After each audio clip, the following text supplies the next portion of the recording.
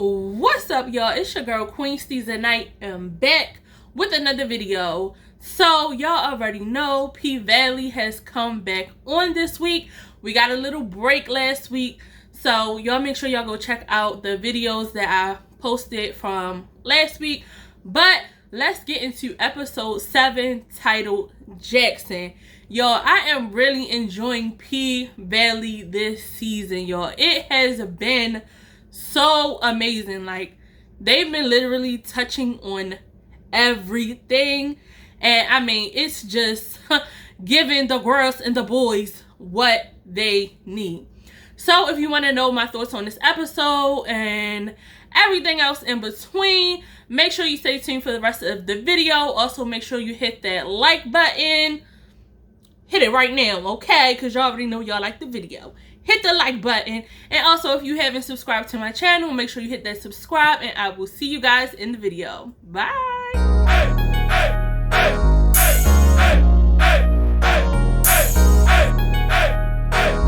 I'm so cute. You be dragging on this beat.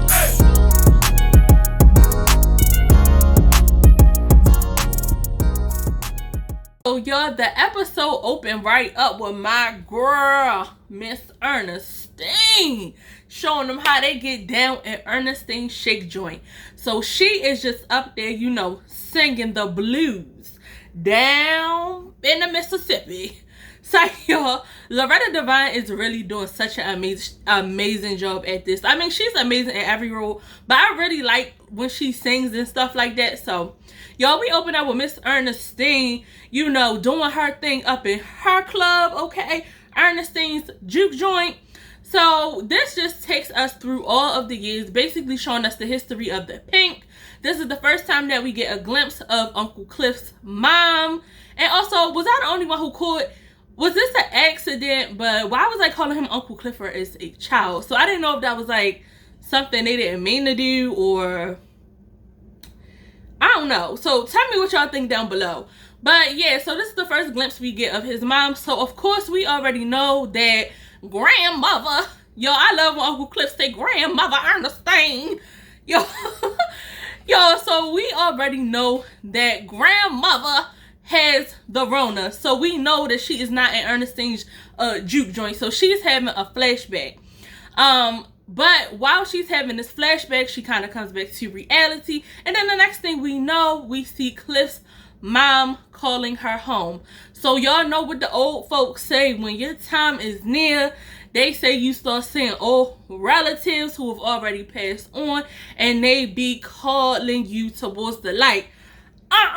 Don't go towards the light, honey. Go away from the light, okay?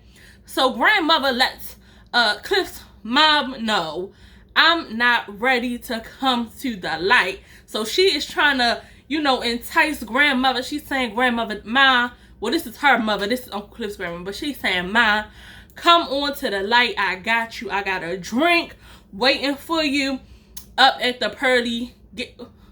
Well, I ain't going to say the pearly gates because Ernestine run a shake joint and all that stuff. So I doubt she go. That ain't my business. We get the Uncle Clifford, you know, being in the Pink. He's supposed to have a meeting with Miss Autumn Nightmare, the one who is, you know, concocting all of these plans behind everybody's back. And we already know that Uncle Cliff is to his wits end with Autumn. He cannot stand her. However, you know, business is business, even though the girls are fighting. So, you know, Autumn comes in and lets her, because they're referring to Uncle Cliff as her. So Autumn comes in and lets her know that, you know, she got offered $5 million for the property from Promised Land. So Autumn goes on to tell him, like, look, I'm gonna make sure that, you know, you get what this club is worth. And she also goes on to explain to Uncle Cliff, like, listen, I know that this club means a lot to you. However, if I wasn't here and I didn't have the money that I got from Montavious, the club would have been gone long ago. So Autumn is letting him know, all I did for you, Uncle Cliff, was buy you a little bit of time, honey, but I'm still selling the club. You best believe that. So Uncle Cliff is like, you know, I already know that you're going to sell the club, but he's like, however, take into consideration, like, this club is my life. This club has sentimental value to him. He basically has grown up in the club. Like, he let her know, this is my home too. And I done slept back there on that couch way more nights than you have, you know. So he goes on to say that his great-great-granddaddy did this in the club, and his grandfather did this in the club, and all of this stuff. So this club is near and dear to his family, and it holds sentimental value to him.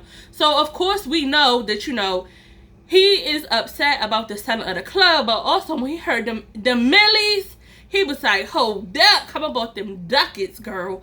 But if Autumn does sell the club for $10 million, I do think that Uncle Clifford, you know, will get what he deserves. So, y'all, listen, I just noticed, like, the closer that it seems like they're getting to selling the club, that Ernestine seems to be getting, like, sicker and sicker. So I feel like once the club is sold, that she is going to pass on. I don't know, because it seems like the closer they get to, you know, all this decision making and all this stuff, that she is just like dwindling away. I don't know, but y'all let me know what y'all think about that. So, you know, while they're talking and while they're trying to get through all of this, Autumn lets Uncle Cliff know, like, listen, this is my dream to level up, and you know that all of the stuff that went down with Montavious, I owe this to my baby. And she's saying, I know that you have sentimental value in the club, but also I lost, you know, my child. So Uncle Clifford is like, girl, that baby is gone. So that right there, I was like, ooh, now that was a dig. So we know how Haley or Autumn Night, how she feels about losing her child. She feels guilty about that. So that was like a deep dig. But Uncle Cliff like, hey, you digging at me, so it's no rules in war. Then we moves on to Tarka and Mercedes. Lord have mercy. So Tarka's in the room. Of course, she's looking at this growing baby bump, which I was looking like, okay, from the last episode to this episode, which I'm guessing it's only supposed to be like an overnight, that belly got real big overnight, okay? So Mercedes is looking at her like, how many months are you? Like, because I'm telling y'all, that belly got big out of nowhere.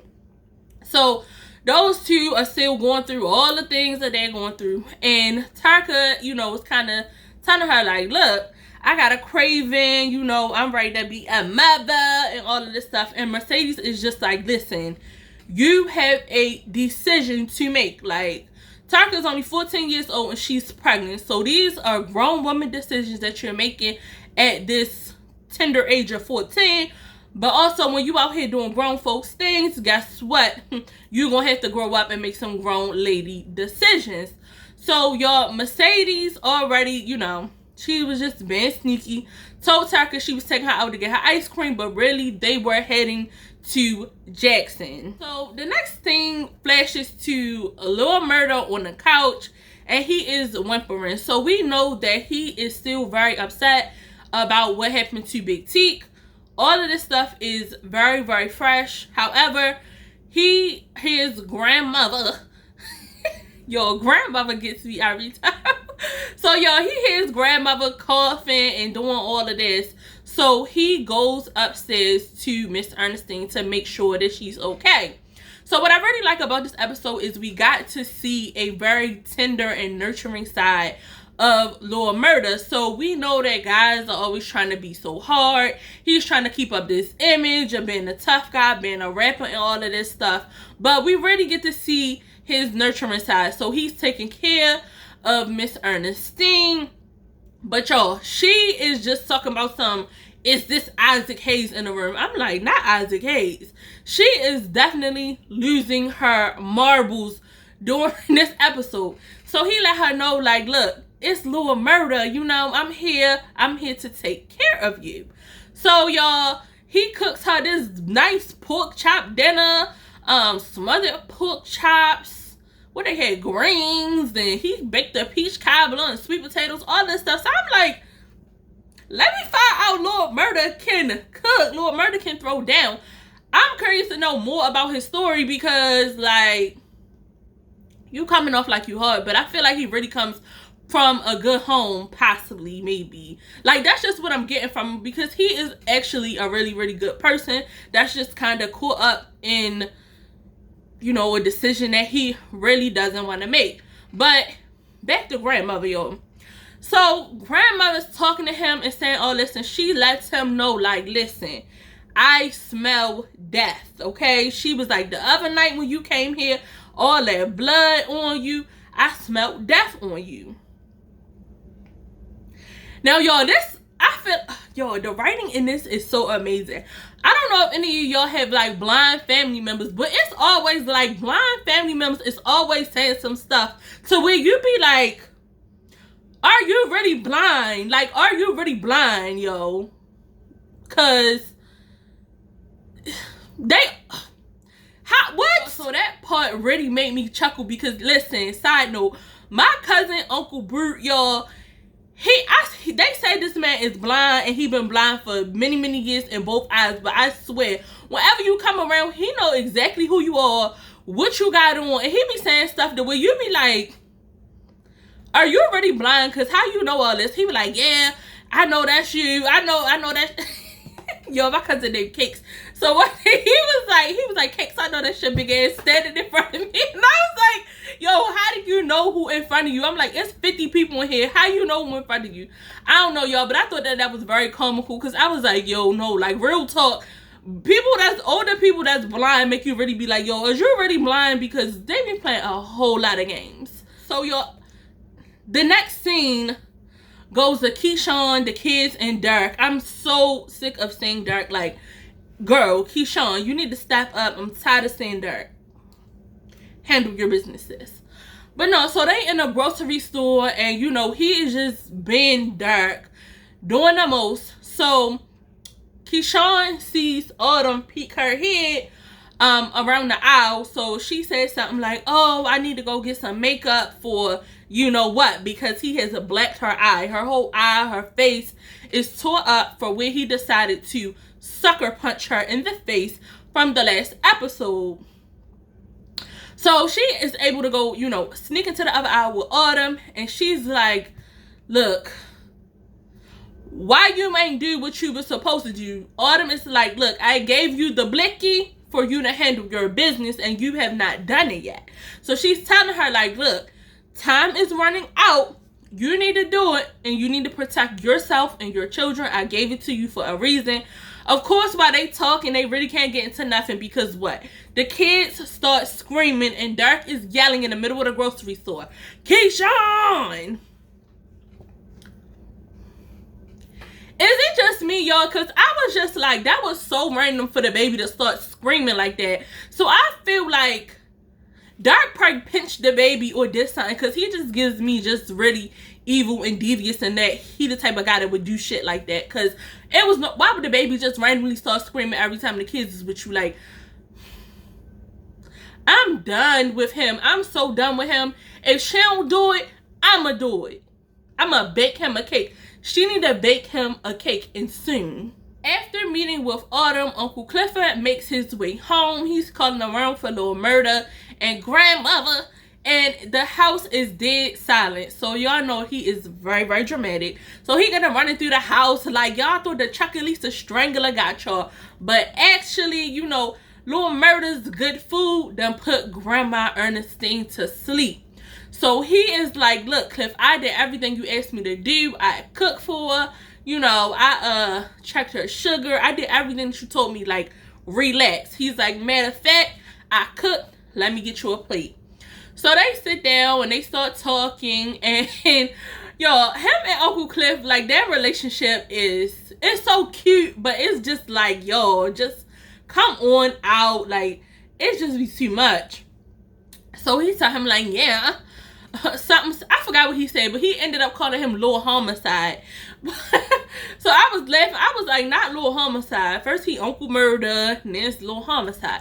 But when you think about it, y'all, they never actually talked about what happened when he showed up at the house bloody. And Uncle Clifford kind of let him know, like, what's going on with you? Because I heard you crying in your sleep. So whatever is going on, you know, it's really bothering you. So anytime somebody crying in their sleep or something, you know, you still feel uneasy about it. So they kind of start talking, but then, you know, he kind of changed the subject, like, look, I don't really want to talk about it right now. Like, yo, I'm straight. And, you know, as they're talking, you know, Lil Murda's kind of been, you know, how should I say this?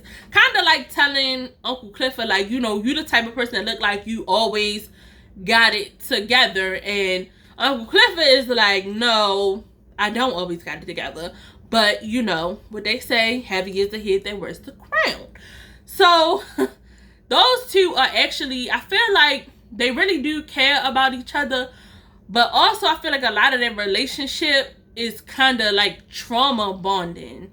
So, I don't know if any of y'all have ever like trauma bonded with somebody that you've been in a relationship with. It kind of makes stuff like super weird. Because it's like you care about this person, but then it's like y'all both have trauma. So, that's kind of one of the reasons why you care about this person so deeply, because you know how they've been hurt. So I really feel like they care about each other, but I also feel like a lot of their relationship is bonding through trauma. So I don't know. I feel like we got a couple more episodes to see how their relationship develops, but also as they're talking, we can see that little Murda is teetering about coming out of the closet. So we get back to Mercedes and Tarka, and they're on their way to Jackson.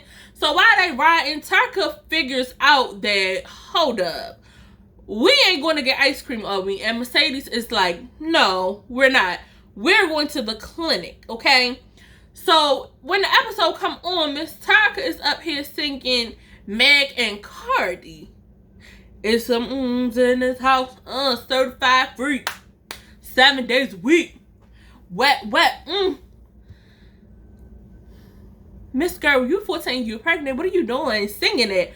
Y'all, I feel like they picked a perfect song, because I'm an adult and I feel like that song is very, very vulgar. Like, it's very, very vulgar. Like, I just be like, oh, whoa, wow. So Mercedes is like, sir, you don't have no business singing all this. And she like, matter of fact, how many months pregnant are you? Like, we don't even know, because like I told y'all, that belly looked big. So they said once they got to the clinic and all this, I'm going too far, but they said that she was only 2 months, but I swear the girl looked longer than that. They said she was 14 weeks. The baby looked bigger than that, but okay.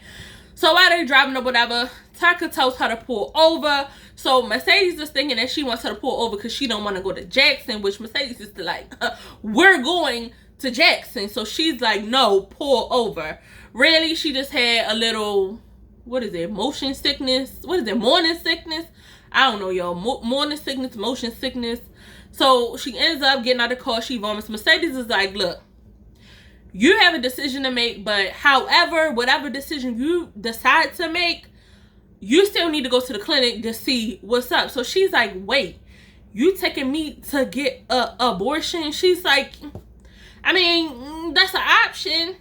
So your Tarka is teetering because she wants to keep the baby. She's saying that the baby's father wants her to keep the baby and she doesn't know what to do. So imagine how much pressure this is for a 14-year-old girl. Like, that's a lot. So Mercedes is letting her know, like, listen, childbirth for us can also mean death. So I really like that they touch on this subject, because we know that, you know, African American women, you know, do not have, you know, the best outcomes when it comes to childbirth. It is a very high mortality rate for women. So I really like that Mercedes put into perspective to her, like, listen, Beyonce, Venus and Serena, not Venus and Serena, which one got the child? Serena Williams had very complicated pregnancies to where they almost died. Like, she's letting her know, this is not no game. So if these grown women with developed bodies had this, imagine what could happen to a 14-year-old. So, you know, a lot of times when kids, teenagers is out here doing their thing, they're not thinking about the consequences or other things that our parents or that we have seen in life, or that we can know what happened. That's just like, I really like that, you know, they said, she was like, oh, you can get cancer from getting an abortion. So I was like, damn. I said, yo, they even hit on listening to other people. You know how it is when you know, maybe let's just say some people who parents don't talk to them about the birds and the bees.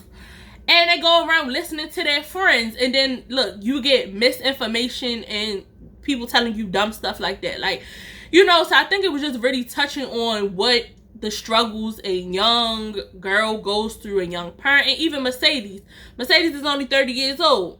So, you got a 30-year-old with a 14-year-old. So, what? That's saying Mercedes got pregnant when she was around 15 or 16 to have her. So, it's also showing a repeated cycle. So I was like, yo, they are really, yo, shout out to P-Valley. They are delving into everything. So it flashes back to Lord Murda at the house.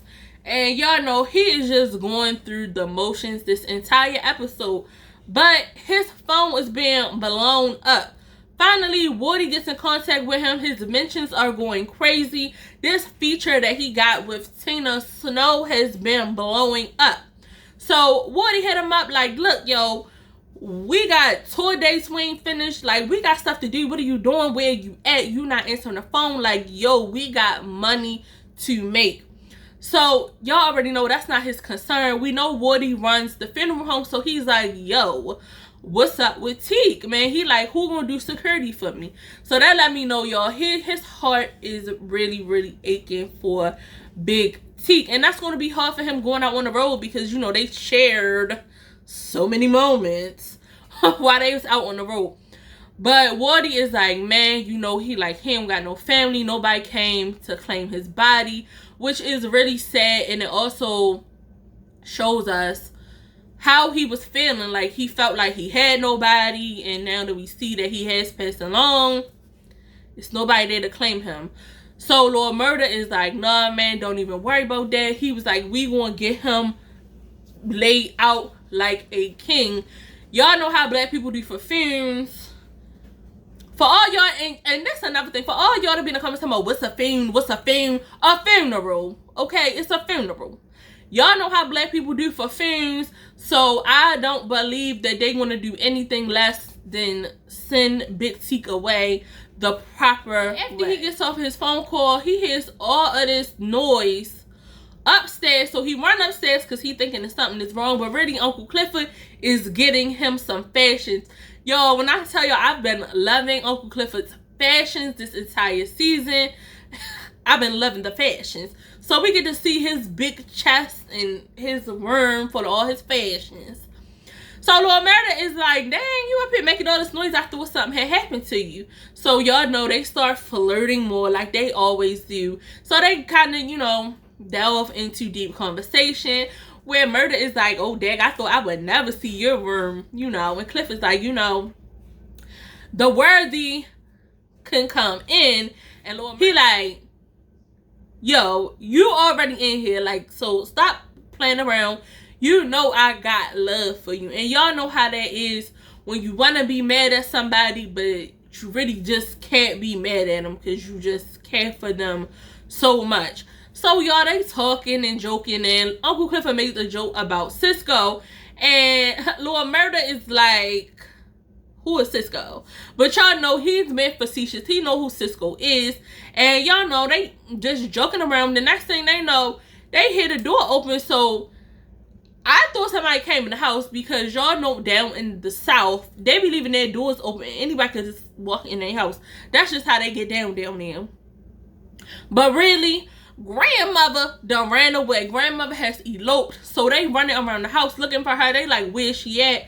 Where's she at? We got to find grandmother Ernestine. So we flash back to Mercedes and Tarka. So as they go on this journey, Mercedes is also battling with what her mother did to her. So she has a flashback while they're at this diner of what Patrice Woodbine did to her. Yo, that's the second person that's getting on my nerves other than Derek, okay? Patrice Woodbine was up in this episode looking like a knockoff Mary J. Blige. What's the 411? Patrice, girl, you need to cut it, okay? So, y'all, she has a flashback of her and Patrice at the table. So, come to find out, Patrice You was riding around with your child and you didn't even have anywhere for y'all to live. So they sitting at the table. She scopes this guy out sitting at the counter at the diner that they in, and she tells her daughter. So Patrice was low down, but Mercedes said she was low down in the first season. But anyway, Patrice tells her daughter, you know, go do your thing to get the bill paid. Patrice, what was the thing that you wanted your, I'ma just say 14, 15-year-old daughter to go do with this random man at a diner to get the bill paid? What exactly did you want her to do? So Mercedes is like, no, she like, I got it. She like, I got money. So when she opens her wallet, she got a wallet full of cash and also a condom. So y'all know Patrice goes freaking berserk in the restaurant. I mean, it was giving eat the cake anime. Remember when Ike Turner beat anime her homegirl down? That's what it was giving. So I mean, Patrice got to wailing on Mercedes like it was nobody's business. And she did this in front of everyone in the restaurant. I did not like that at all. Y'all, it was bringing back flashbacks. I hate that when parents discipline their kids. That wasn't even, you know what? That wasn't even discipline. That was just bullshit. So, either way, like, just hitting her and doing all that to her in public, that is so degrading and so demeaning. And like, parents who do that, like, y'all are trash. Definitely is trash. Patrice Woodbine, you are trash. Like, girl, you're trash. While I'm on Patrice, because I'm about to give her a little bit more, it be those people want to be fake holy rollers, holier than thou, want to be smacking the Bible on your face, who really be low down dirty scoundrels in their past lives. So we know, you know, you could be born again in Christ and all of that stuff, but people don't forget who you was and what you got in you. I do not like that about Patrice. And, you know, a lot of people, parents be like that, acting like, you know, they so holy and so this and that. But every sinner has a past. So I'm not feeling Patrice. Patrice is a low down scoundrel. And yeah. So as Tarka gets back in the car, her and Mercedes are again having a conversation. And Mercedes is really pressuring her to make a decision. So those two, y'all, they get into it again. It's just showing, you know, that mother and daughter back and forth that a lot of people have with their parents. And, you know, Tarka is like, look, you just don't want me to be in a loving relationship with my kid's father because you never been loved before and you never had this. And why you remember them guys down at the club where ain't nobody want to flew you out? I mean, y'all, they was going at it so much that Mercedes clocked her, okay? Mercedes popped her. So Tarka was like, I'ma never hit my kid. And it's just like, look,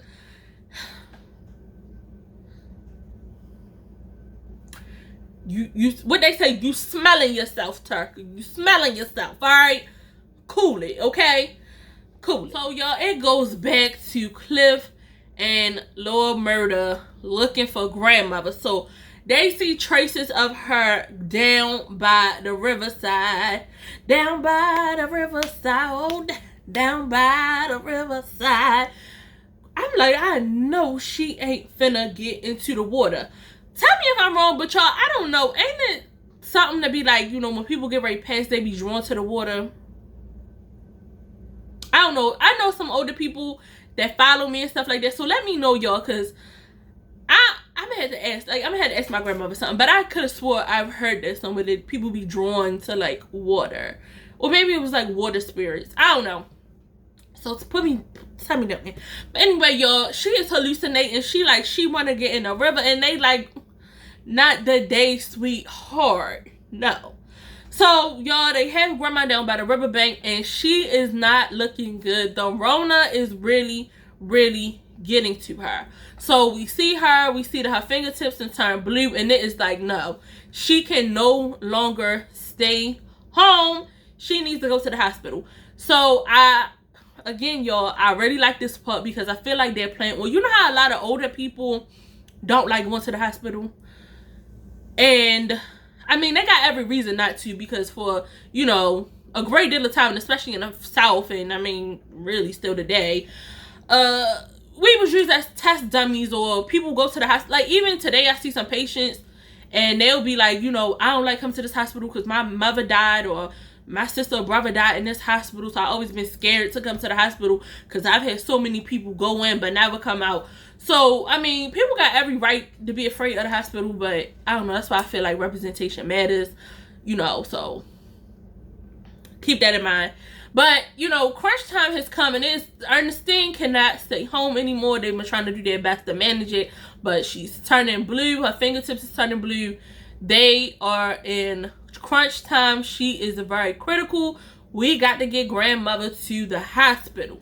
So Tarka and Mercedes finally make it to Jackson, and they finally make it to the clinic.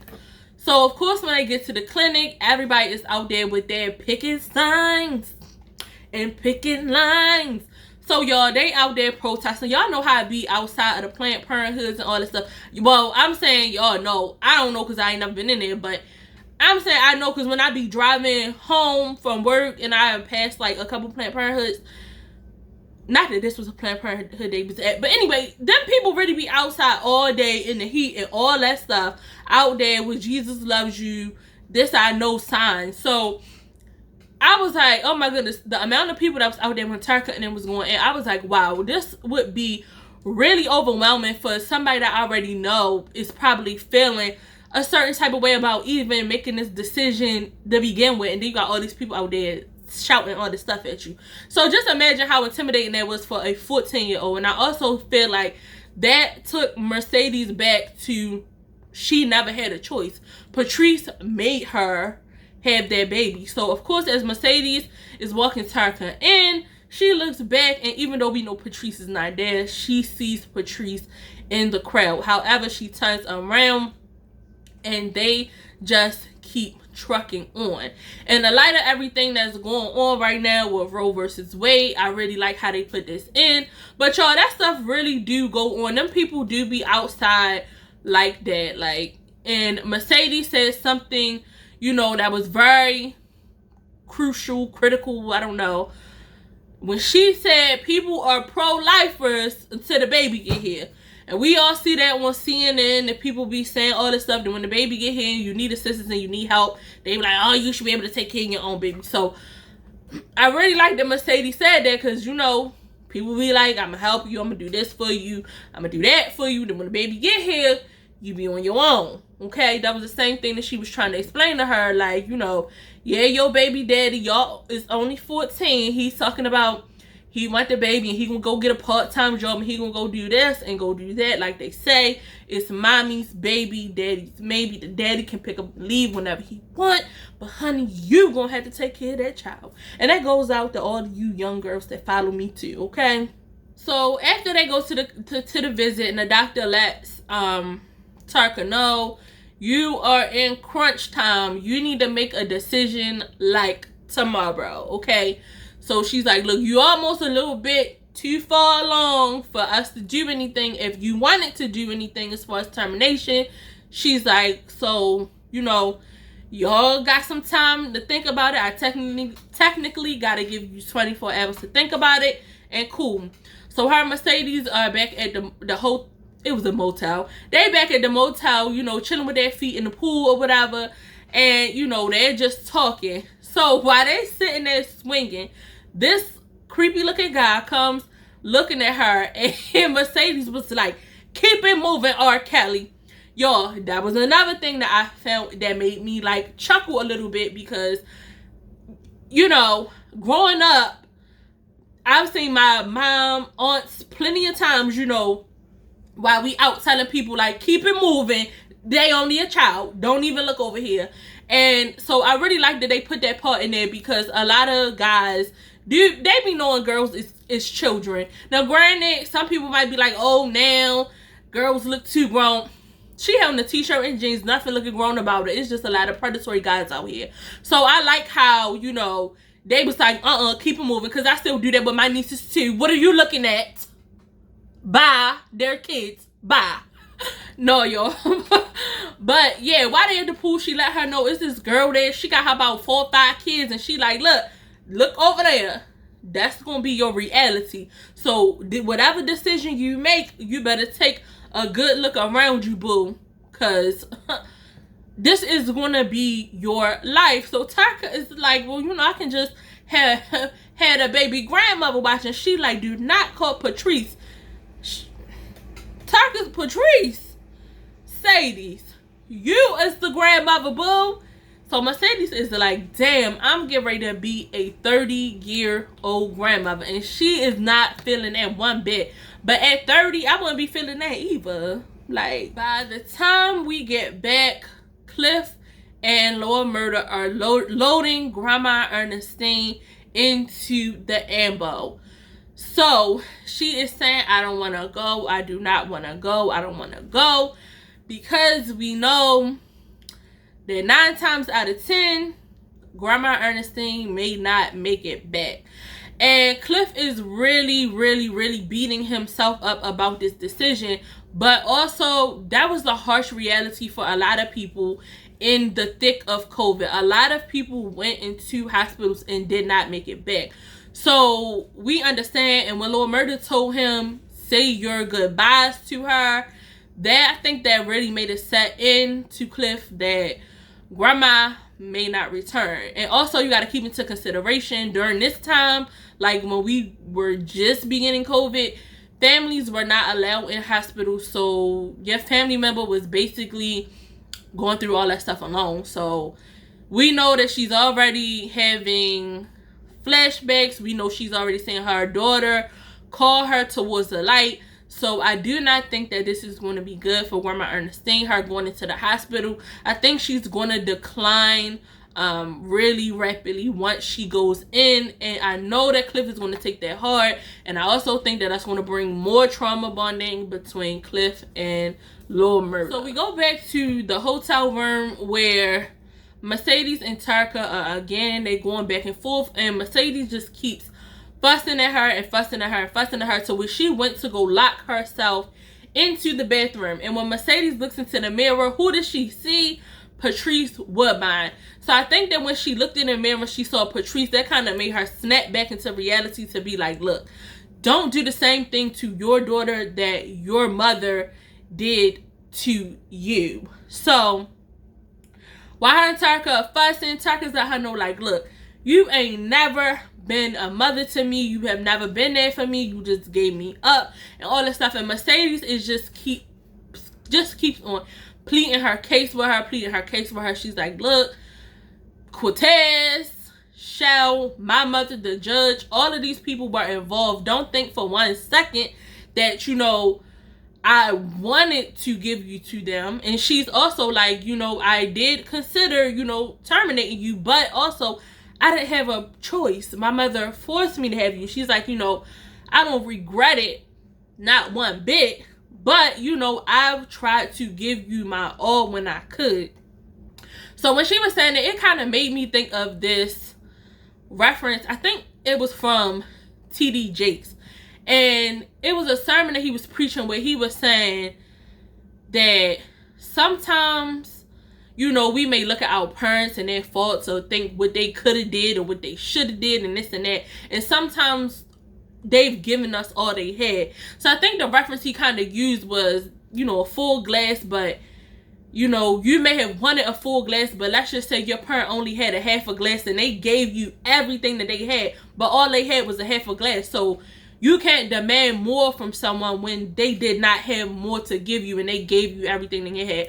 So I really thought about that, and I was like, you know, I really feel like, you know, sometimes even though it may not be what we wanted or how we would have liked it, that we have to be a bit more forgiving and open to our parents, because sometimes they just didn't have all of that to give and they gave us literally all that they had. So I was like, you know, hopefully her and Tarka can work it out.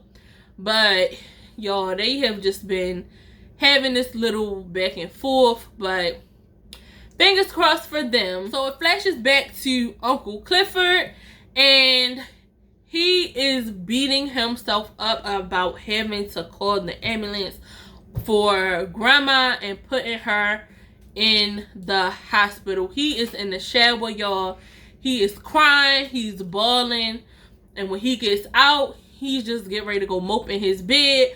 But to his surprise, Cisco is out there waiting for him. So we hear, "Oh, that girl so scandalous, singing looks in your eyes, can't handle it." Hey, y'all know I'm from Baltimore. Hey, we know Cisco. So he is out there, y'all, dressed like he got some of Cliff clothes or dressed like Cisco or like a male stripper. So he's out there, you know, doing the little dance for Cliff and all this. And it's something to brighten the mood. And it's like, yo, they just be so cute. Cause I was like, oh, this be reminding me, you know, whatever.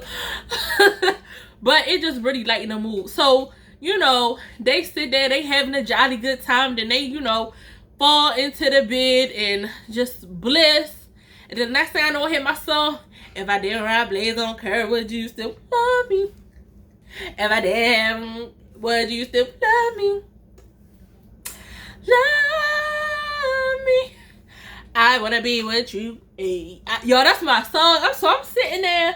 I'm like, I'm jamming, yo, not really paying attention to the screen. Then I look at the screen and I'm like, oh my goodness. I'm like, yo, Katori Hall and them around there, they know how to get the feels, y'all. That is my song. That is my, ooh, that is one of my favorite Kendrick songs. And you can really get your little slow dance onto that. But y'all, Uncle Cliff and Lil Murda is getting into some things, right? So Uncle Clifford goes to pull out, you know, the rubber, and Lil Murda is like, no, I want you the raw dog. Yo, I'm sorry for this part, but it happened.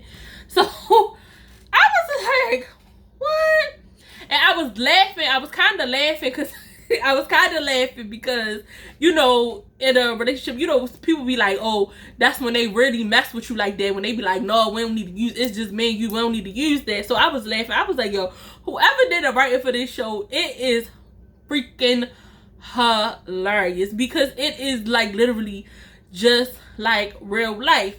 So I was like, okay, whatever they doing to do. So y'all, I'm back bopping to the song. And then I hear Lord Murda say, I want you to do me. And I was like,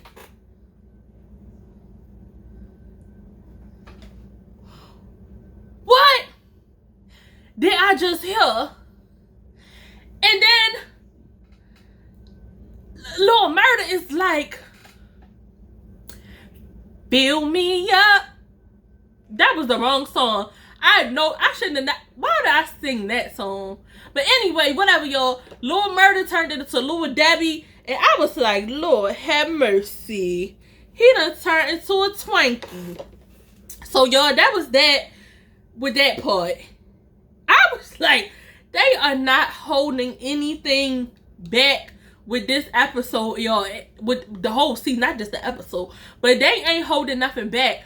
But did y'all notice that when Uncle Clifford did not have the wig on, that he kind of seemed to be, you know, more masculine? Like, he wasn't giving all that. When Lil Murda said, yeah, I want you to take the lead, Big Cliff was in there. So I was like, you know, when him had a wig on and all of that, you know, he was giving Big Cliff. But y'all, that was just a little humor, a little fun, little jokey joke with that. So it goes back to Mercedes and Tarka, and Mercedes lets her know, boo, your time is up. So she gives her the car key. She say, look, this decision is totally up to you. Don't do what you think I want you to do. Don't do what you think the baby father wants you to do. Don't think what Shell wants you to do. Do what Tarka wants to do. She said, now I'm giving you the keys. We already know she be driving and she ain't supposed to. But Mercedes lets her know, like, look, you got the option, either go to Jackson or truck it back to Chuckalisa, but it's no more playing. So as they're driving, we see that Tarka takes the exit to go to Jackson, and we know what she goes to do.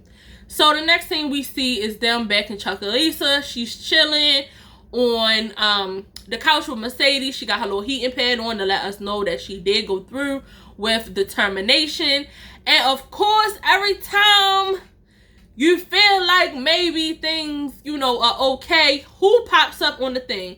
None other than Miss Judgmental herself, Patrice Woodbine. And literally, Tarka jumps up and Mercedes let her know, like, look, she only got the power that we give her. We know how overbearing Patrice is, and y'all know once she get a whiff of what happened, she is going to go off and just do the most. But when she sees Patrice's face, Tarka asks her, like, look, am I going to go to hell for what I just did? Okay? Now, I ain't getting into all that, whether you going to this and that. We just talking about the show. And Mercedes let her know, like, look, well, if you're going to hell for that, I'm going to be right next to you, baby. So, yeah. And just when we think that all hope is lost, we get a knock on the door at Keyshawn's house. Here come Derek opening the door. Like, who are you and what you doing at my house? So Autumn is like, she like, I'm a friend of Keyshawn. So Keyshawn is playing in the background. Like, oh, Derek, that's my friend from the club. So Autumn comes with the little bag saying that she has a gift for the baby. And we know that earlier in the episode that Derek mentioned going to the outlets to go to Prada to get this. So y'all, Autumn be on it. Sis be knowing, okay? So Autumn came prepared.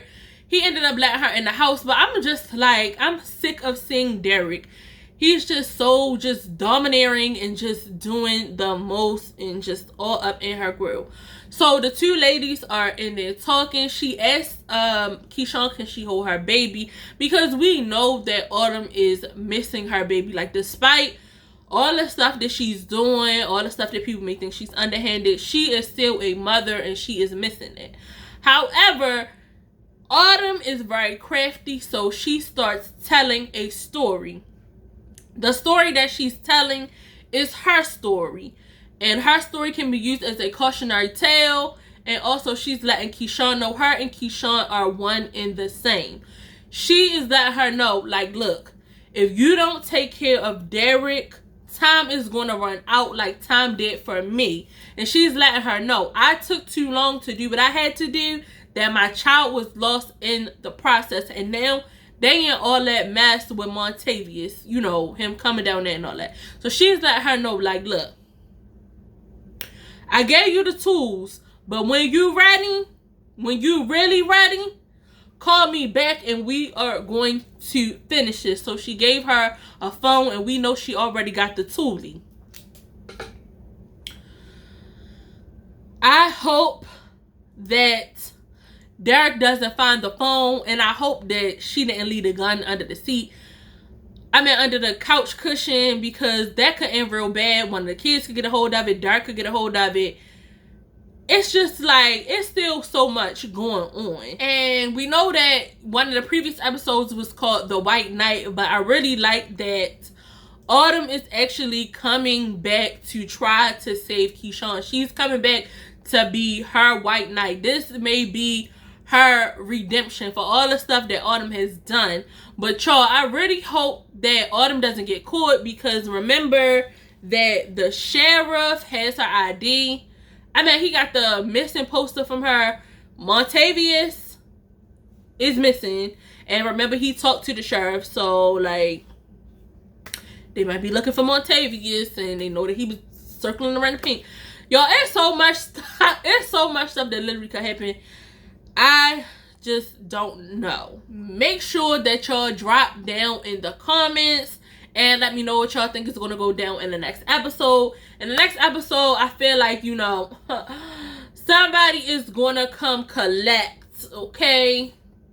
Death is definitely coming to collect. I don't know if Grandma is going to go this episode or if they're going to prolong it for another episode. But we definitely know that Grandma Ernestine is on her way to the upper room. And hopefully Derek is too, because I'm sick of seeing Derek. I think in the next episode, either Patrice or Shell is going to get a whiff of what went down. And I feel like they're going to be ridiculing Mercedes, being that Mercedes took her to get this. Even though that's her mother. Y'all know how that go. So, y'all, we just gotta stick around for the next episode. I will see you guys next week. If you haven't already, make sure you hit that like button and also subscribe to the channel if this is your first time over here. Check out some of my story times. I do makeup videos, reviews, hauls, all of that good stuff. So, I hope you guys enjoyed the video, and I will check you next time. Bye.